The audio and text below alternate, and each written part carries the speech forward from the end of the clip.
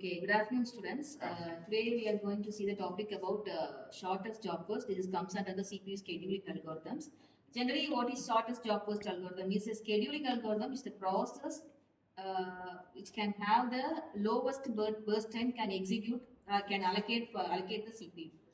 This is the shortest job first, and there are two types. We are two algorithms we are going to see under the SJF. One is non-primitive, another one is primitive. Non-primitive we can call it as shortest job first, and primitive is called as SRTF. SRTF is nothing but shortest remaining time first. Okay. Anyone explain about SJF non-primitive? I'll explain. So, SDF non-primitive is a process with the minimum CPU burst time will be selected in an based on its arrival time. So, first in this problem we are given with four processes P1, P2, P3, and P4. So, the arrival time are in order 0, 1, 2, 3. But the burst time is for P1 it is 5, for P2 it is 3, and for P3 it is 8, and for P4 it is 6. So with this, if we check the burst time, the minimum burst time is with P2, but for us the P1 will be arriving in the first, so we will not waste the time and we will start the process with P1. So in the Gantt chart, we have put P1 as the first process. So the first process takes around 5, the time is 5, burst time is. So it takes 5 minutes to complete the first process. So after that, if we check, all the remaining processes have arrived in the ready queue for the CPU. So if we check that P2 has the lowest burst time in that process. So we are taking P2. So the burst time of the P1 plus P2 is 8. So the total time taken to execute the P2 is 8. So next, the shortest burst time is for P4, which is around 6 minutes. So we are taking that as the third process to execute. So if we take that and add it with the previous time, we will be getting it as 14. So next is the last remaining process P3. So we are taking that and executing it, and the total time taken is 22. So now we will be finding the average turnaround time and the average waiting time for this processes. So the completion time for P1, P2, P3, P4 are in an order of 5, 8, 14, 22. So while writing this in an order, we have to check with the burst time, because if we will be taking the shortest burst time first, so we have to check the order of the process properly. So in this, the process order is P1, P2, P4, and P3. So for the turnaround time, as we know, the formula is completion time minus arrival time. So for the process 1, it is 5. For the process 2, it is 7.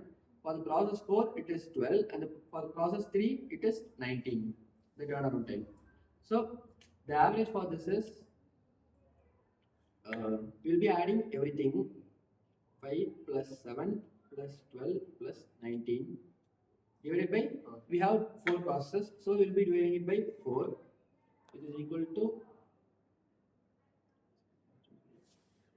so the average turnaround time is 11.